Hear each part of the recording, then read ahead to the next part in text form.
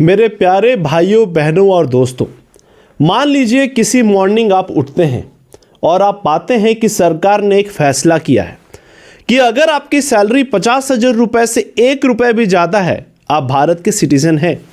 लेकिन अगर आपकी सैलरी 50,000 रुपये से 1 रुपये भी कम है तो आप भारत के सिटीजन नहीं कहलाएंगे। कैसा सदमा लगेगा आपको। ऐसा ही कुछ सदमा रिसेंटली अरावली हिल्स को दिया है जब सुप्रीम कोर्ट ने ministry of environment, forest and climate change के फाइंडिंग्स को अप्रूव करते हुए 100 मीटर का बेंचमार्क सेट किया है अरावली हिल्स को डिफाइन करने के लिए।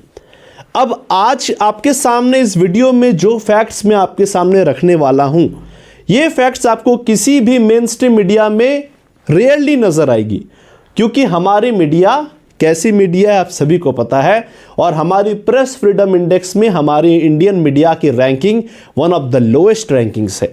सो don't expect that this findings of the forest survey of India कोई भी मेन स्ट्रीम मीडिया दिखाएगी, क्योंकि इससे 100 मीटर का बेंचमार्क का जो ये डिसीजन है ये खुद क्वेश्चनेबल हो जाएगा। चीज़ों को समझिए, इस डायग्राम को पहले समझिए। मान के रखिए ये अरावली हिल्स का एक फिगर मैंने आपके सामने रखा है।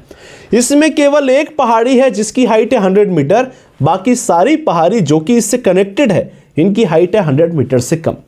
तो रिसेंटली अप्रूव्ड डेफिनेशन के कारण क्या होगा कि केवल ये पहाड़ी कहलाएगी अरावली हिल्स, बाकी सारी पहाड़ी इस स्टेटस को खो लेगी। यानी अगर अरावली हिल्स के डेफिनेशन में आते हैं तो आपको माइनिंग रेगुलेटेड है, लेकिन अगर कोई पहाड़ को आप अरावली हिल्स के डेफिनेशन से ही निकाल देते हैं तो उसका लीगल या इलीगल माइनिंग होने की चांसेस काफ़ी ज़्यादा बढ़ जाती है। अब रिसेंटली 2024 में फॉरेस्ट सर्वे ऑफ इंडिया ने इन डेप्थ रिसर्च किया, स्टडी की राजस्थान के अंदर लोकेटेड अरावली हिल्स की। अब आपके मन में सवाल होनी चाहिए कि फॉरेस्ट सर्वे ऑफ इंडिया ने राजस्थान के अंदर ही रिसर्च क्यों किया। इसके पीछे के बैकग्राउंड को समझने की कोशिश करते हैं। 2006 में यह डिसीजन लिया गया कि अरावली हिल्स का एक्सप्लॉयटेशन बहुत ज़्यादा हो रहा है, अरावली हिल्स के अंदर इलीगल माइनिंग बहुत ज़्यादा बढ़ रही है, तो हमें अरावली हिल्स को डिफाइन करने की ज़रूरत है ताकि उस डेफिनेशन के तहत हम अरावली हिल्स को प्रोटेक्शन दे सके और इलीगल माइनिंग को रोक सके। तो राजस्थान 2006 में पहली स्टेट बनती है जिसने 100 मीटर के बेंचमार्क को अप्रूव किया कि all the hills which are 100 metre height will be referred as Aravalli hills, और वहां पे माइनिंग रेगुलेटेड रहेगी। अब चीज़ें ये हैं कि अरावली हिल्स जो एक्सपेंशन है, जियोग्राफिकल एक्सपेंशन है, वो भारत के 4 स्टेट्स में फैला हुआ है, गुजरात, राजस्थान, हरियाणा और दिल्ली। अब राजस्थान ही केवल पहली स्टेट है जिसने इसे 100 मीटर का डेफिनेशन को यूनिफॉर्मली एक्सेप्ट किया। लेकिन सवाल ये उत्पन्न होती है कि क्या 100 मीटर को डेफिनेशन को एक्सेप्ट करने के बाद Rajasthan has become successfully able to control illegal mining in Rajasthan? No. 2006 से लेकर आज तक 100 मीटर के डेफिनेशन को अप्रूव करने के बावजूद अरावली हिल्स का एक्सप्लॉयटेशन खत्म नहीं हुआ। तो recently ministry of environment, forest and climate change को सुप्रीम कोर्ट ने कहा कि जिस तरीके से एक यूनिफॉर्म डेफिनेशन की ज़रूरत है, उसी तरीके से आप एक रिपोर्ट बनाइए जिसके बेसिस पे हम सारे स्टेट्स के अंदर एक यूनिफॉर्म डेफिनेशन एक्सेप्ट करें। अब मिनिस्ट्री ने रिपोर्ट बनाया और मिनिस्ट्री ने डिसाइड किया कि 100 मीटर का बेंचमार्क होना चाहिए जज साहब, जो कि अरावली हिल्स को डिफाइन करता है। सुप्रीम कोर्ट ने इस डेफिनेशन को अप्रूव कर लिया।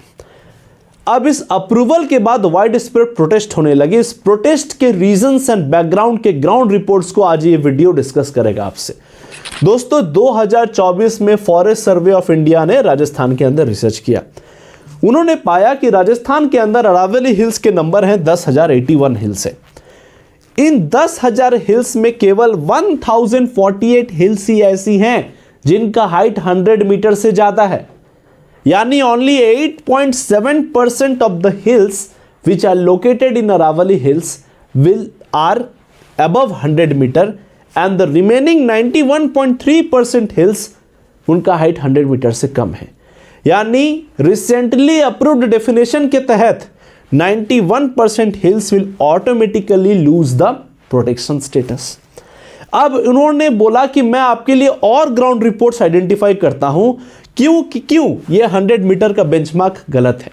उन्होंने देखा कि जैसे जैसे अरावली हिल्स की हाइट घटती है वैसे वैसे हिल्स का नंबर बढ़ जाता है।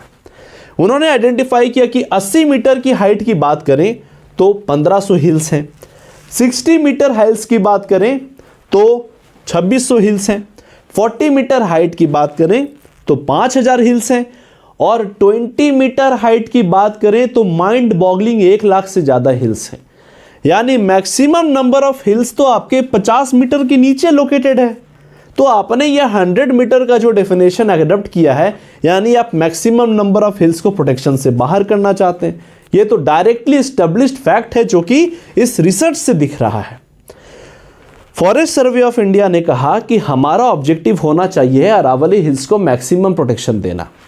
तो अगर हम अपने बेंचमार्क ऑफ हाइट को ज़्यादा रखेंगे तो हम ज़्यादा से ज़्यादा हिल्स को अनप्रोटेक्ट कर देंगे, हम ज़्यादा से ज़्यादा हिल्स को वल्नरेबल बना देंगे, हम ज़्यादा से ज़्यादा हिल्स को प्रोटेक्शन देने में असक्षम रहेंगे।